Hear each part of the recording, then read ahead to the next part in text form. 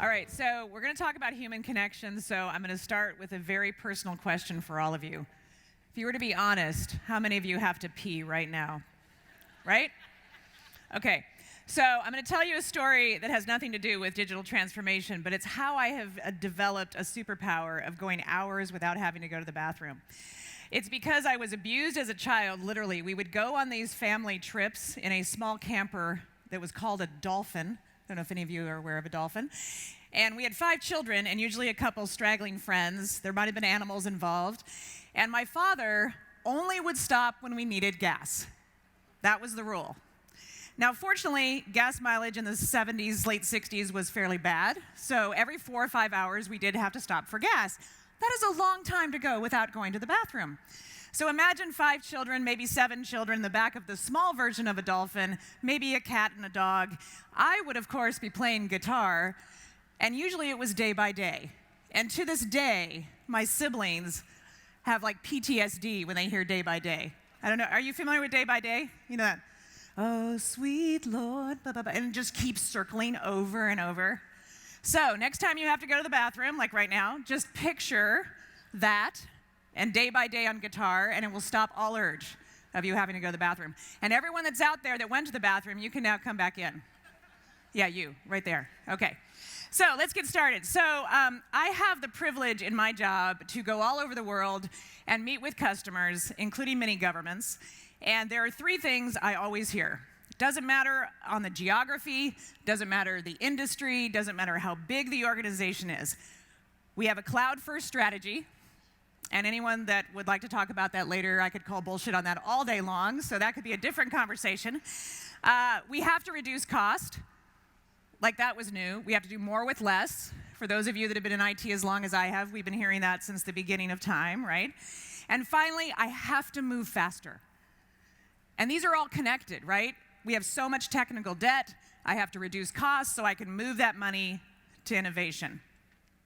And of course, please do not make me something in the news about a security breach. These are just 2 recent ones, just in Canada. And all of this is, of course, this journey that we're on that supposedly is a new digital era.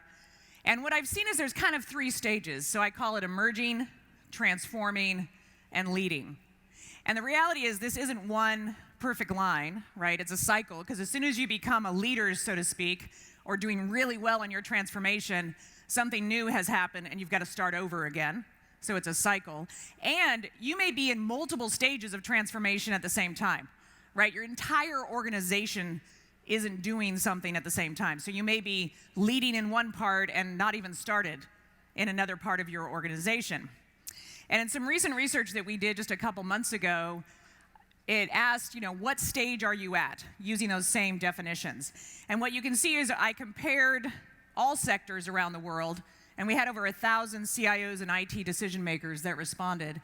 And then I broke out the public sector, because we had enough, actually, government and public education to pull that out. What's interesting to me is a couple things. Over the last 12 or 18 months, since the last time we did this, more organizations have moved to full-on transforming, which makes sense, right? We're adopting new technologies. We're in the absolute throe of transformation, whereas before there were a lot more that were emerging. But what's interesting to me when you look at the public sector is a couple things. One is there's a lot more that have not yet started, and that's probably fairly understandable, right? Government tends to be a little bit behind private sector in most new technologies. But what's really telling is 12% say they have no plans. Yeah, we're good. We're not going to change. Everything's fine here. And what's interesting is there was another question that I didn't show here about what is your biggest blocker to digital transformation? And in governments and some regions, the top answer was inertia, the inability to do anything. So hold on to that. And some of it is, if we get new investment, what do we do with it? We put it in technology, almost always. And AFWA this morning talked a lot about it can't be just technology or just people or just process, and we'll dig into that a little bit more. We're also very easily distracted. I mean, typically as a vendor, we're 5 or 10 years ahead of where our customers are. But I will talk about containers with you all day long, right? Because that's going to save you. Just containerize everything and put it in the public cloud, and we can all go home. If only. And what's interesting is that if you look at the statistics around those investments in what we're calling disruptive technologies or emerging technologies, it is very early days. Just like we have a lot of people that are emerging or haven't even started yet, the ROI in adopting those disruptive technologies hasn't shown up yet. So this research by Forbes Insight shows that 75% of the executives say, we have not yet seen the benefit of these technologies. That's not to say they won't, but they haven't yet. And McKinsey's public sector did some research specifically on transformation efforts in the public sector and said that 80% of those efforts are failing. So we're supposed to change, we've got to move fast, but the examples we have aren't being successful. And if you look at just IT projects in general, not to just put a complete damper on the room, but there's still research that shows about 45–50% of IT projects fail. Why is that? What is this telling us? So, as we've discussed, and yesterday there was a lot of discussion about this as well, and the people element, is that we can't just look to technology or even pure processes to drive transformation. And I love this quote about people practices are a decisive factor between success and disappointment. This was actually done, by the McKinsey public sector in the UK. So British people don't say failure, they just say disappointment. It's terribly disappointing. I love that. We lost the war, terribly disappointed. So why are we all here? Another question. Why can't we do this virtually? We could get on a web conference call, have a lovely chat. I can see you. Why did you all come here through the snow? I mean, you're Canadians, so snow's not a big deal, I guess, but it's because we have to have this, right? I have to look at you in the eye. Because that's how we build trust. You can't build trust if you're over a phone call. I mean, you can hear their voice, you can maybe see, facial, recognition or some things on a conference call, but there's something about us being physically together. That may not sound right. Not in the biblical sense, but just, together in the same room. Because that digital handshake that we get in computers just cannot replace that handshake. For example, how do you know if someone has one of those fish handshakes? Do you know what I'm talking about? You don't have one, right? Okay, good. I hate that. What is that? Who teaches? Yes. That is not trust. If someone gives you a fish handshake, do not do that business deal. Cut it off. And it's because change requires trust.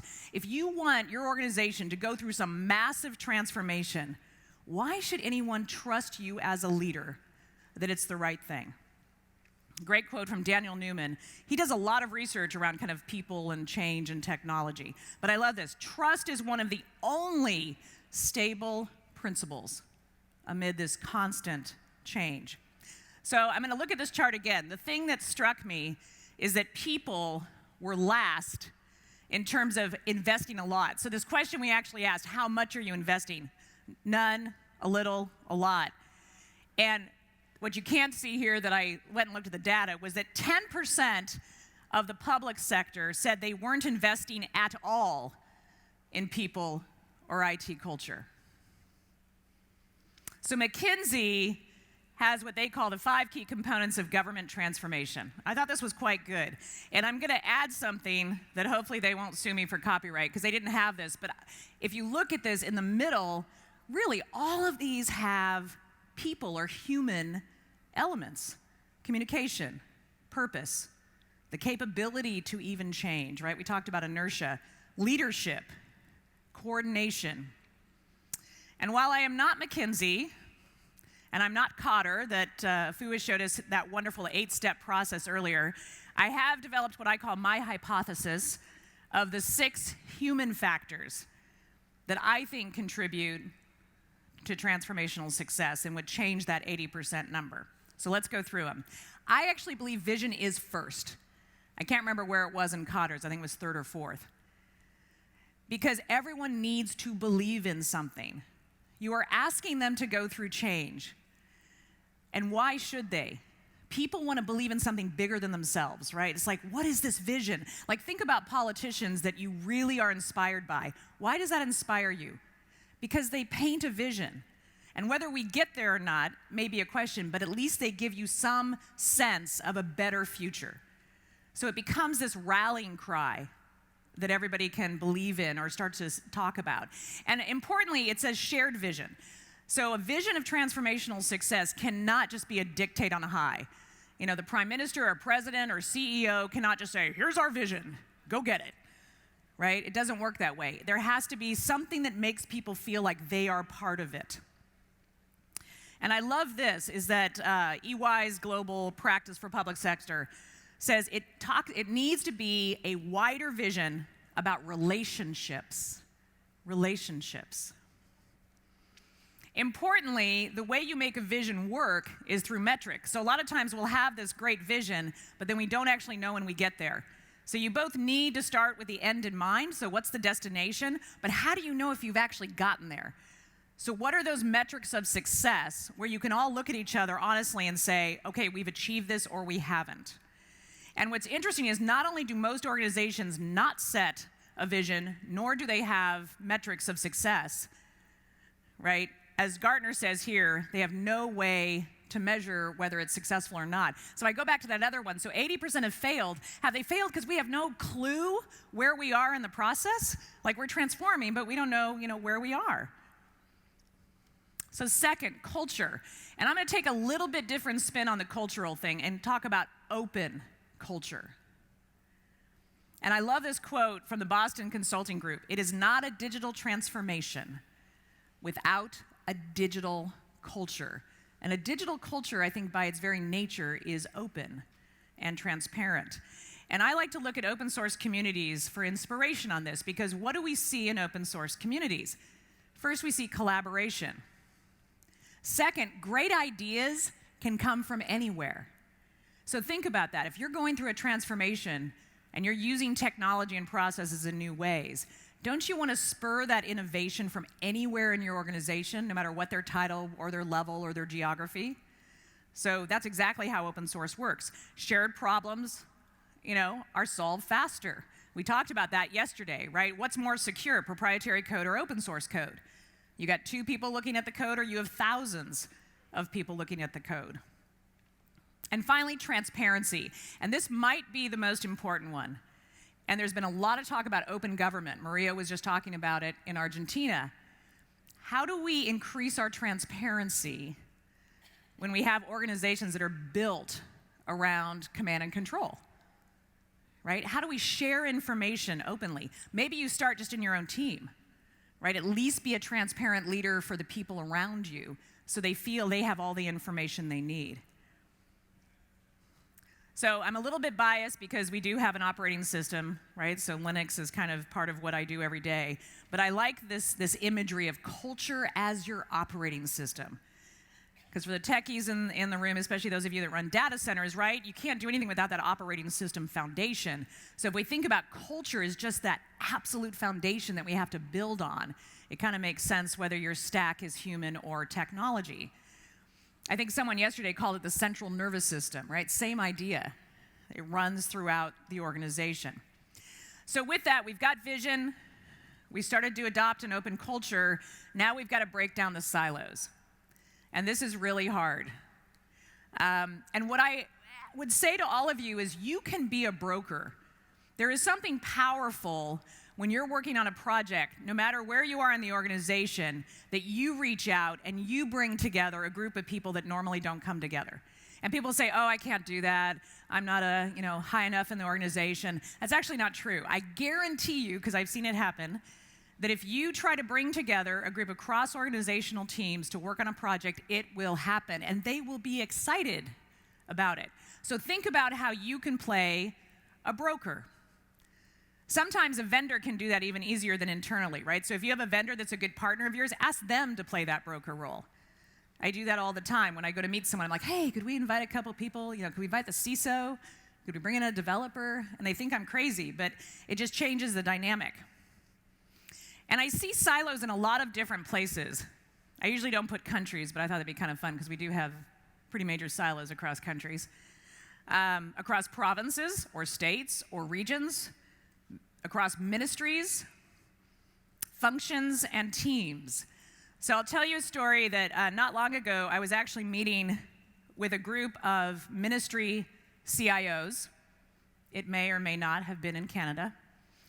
And so these were like the senior technical leaders for every ministry in this province. And as we started talking, we were there to talk about digital transformation. They had their digital transformation strategists there. And I noticed behavior in the room where as soon as one person would talk, everybody else would go, ugh. And I'm like, can I ask you guys a question? What is your shared vision for your transformation? And literally every head in the room did this. I was like, so, what is that, And they're like, well, there isn't one. And I said, why? Why don't you have a single shared vision? Like, don't you all report up to the same ultimate leader, this chief CIO, and ultimately the government itself? And finally, one person said, yeah, but we all have our different visions. And if I have a shared vision, then he might get some of the money I want. So here are senior leaders running technology for an entire government, and their biggest fear and the reason they could not collaborate is they were competing for resources. And so my challenge to them was, what would it take for us to get to one shared goal? And maybe it's the chief CIO, or maybe the premier or someone like is going to put that goal out there, and we're going to do PR about it. Like, could you come up with one? And literally, it was like a group of children in a sandbox. Well, maybe one, okay. Right? So this happens in places you would not expect it. So think about that. If those 10 people can barely sit in a room together and don't have any shared goals, what do you think their teams are like when it goes down? What do you think the infrastructure is like in every one of those ministries? Do you think there's shared services there, or do you think every single infrastructure is a different stack? It's a different stack. So think about transformation. Now we're a citizen of this province that is trying to use something with that government. None of those ministries will talk to each other, which means their technologies don't talk to each other, which means we're not serving our people anymore. So again, stepping out of our position and taking the customer in, and the only way we're going to do that is break down silos. And do not forget about the developers. I cannot tell you how many transformational projects will start and there will be no developers in the room. And this is critical. This is a great book if you haven't read it, by the way. Probably many of you have. But there's research that's been done by the Evans Data Group, and they asked developers how much influence they had in technology decisions. And the word influence here is really important. They don't write the checks, but they can completely screw up your project. Because here's the thing about developers. They're going to go where they need to go to get their work done. And if you're not providing the services to allow them to do that, they will go somewhere else. And you're also competing, as you know, for developers with Facebook, with Google, right? So how do you get the developer talent you need? Some of it is allowing them to innovate with the tools that they want to use. And DevOps. How many of you do DevOps? How many of you really do? Okay, that's the most honest answer I've ever seen in a room. So DevOps is one of those love-hate phrases. Because I love it when I go to someone, they're like, oh yeah, we're totally doing DevOps. We've got the dev team over there, and sometimes they work with the ops team over there, right? Or it's like, no, we're using a tool. We've got a tool. We've got a DevOps tool. So DevOps is culture. It's all about culture, and it's not just developers and operations. It's about the business. It's about security. In fact, we often will say dev, biz, sec, ops, but it gets a little ridiculous saying that all the time. Great book, Accelerate. These are written by the guys that did the Puppet Labs research on DevOps, so they've got a lot of experience on that. And the thing I love about what they say in this book is we always think of DevOps as speed, right? We're doing DevOps so we can release faster, we can keep moving, innovate. And what they say is speed is great, but you can't do it at the expense of stability. So all of this is about how do we get stability and speed at the same time? And that's true DevOps. Develop and train people. I think this is the biggest blocker to digital transformation is skill set.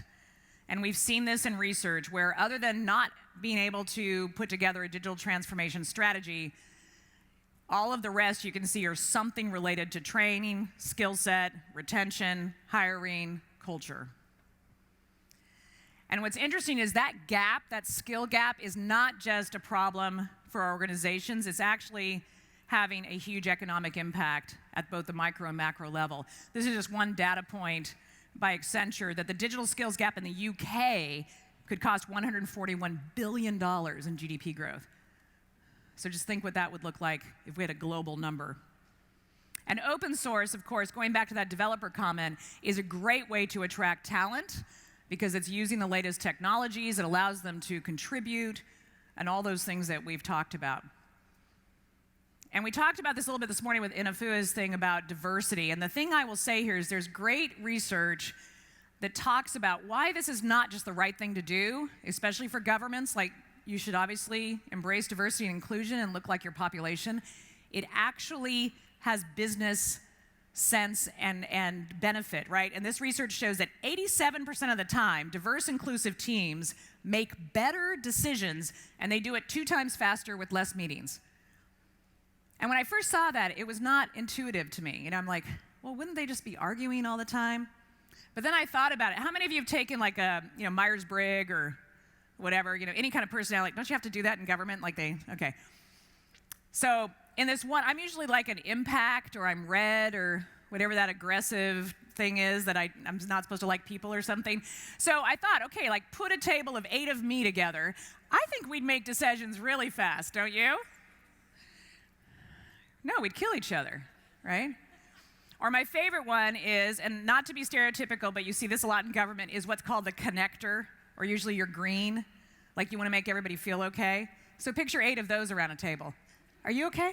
Does everybody agree? Oh, maybe we should start over. Do you need coffee? Is everybody feeling warm about this? So it makes sense, right? And finally, make it personal. This is important. It means you have to get out there. We used to call it walking the halls before distributed organizations. But this means you've got to go meet with your people. You've got to go meet with your employees, meet with your customers, meet with your constituents, right? You've got to physically get out there and meet with people. And it's also about the user experience, right? So making that much more intuitive, much more engaging. And that's how we make our technology personal. And I'm not going to go through these, but great examples of some governments that are actually doing a really good job in using open source to build communities and bring together public sector, developers, and private sector. Anybody from BC here? Well done. BC Dev Exchange, freaking cool, go check it out. So finally, it's not just the what, it's the how. It's how we do things as humans. Great book, Designing Reality, my second book recommendation today. They have a term called double bottom line. Companies usually, but I'm going to make it governments here. Double bottom lines means you are committed to financial performance and social good. Not one or the other. It's just like that DevOps book, right? Not just speed, not just stability, not just financial performance, not just profitability, not just your P&L, but social good. And imagine if we put as much investment in social innovation as we do in technical innovation. And I'll talk about this later because I know I'm out of time, but Singapore may or may not be the best example of transparency all the time, but they actually have done a lot with the community to build applications. And this is an app where you can be a registered certified first responder, and when someone has a heart attack, someone seeing this can hit this app, and the closest responder can come and grab a defibrillator that's somewhere in the nearby area, and they've saved lives because the paramedics couldn't get to people fast enough because it's a very crowded city-state. And so far, they've literally saved dozens of lives, and this all happened because of hack fests that they were having with community developers. And finally, why? So how and why? And here's just an example of our why, which we spent a lot of time working on, which we feel is our purpose. But more importantly is your why. So as you go through this rest of this conference, the rest of the week, I leave you with this question. What is your personal why? And what is your organizational why? Maybe what is your political why? And how can you use that to make a difference?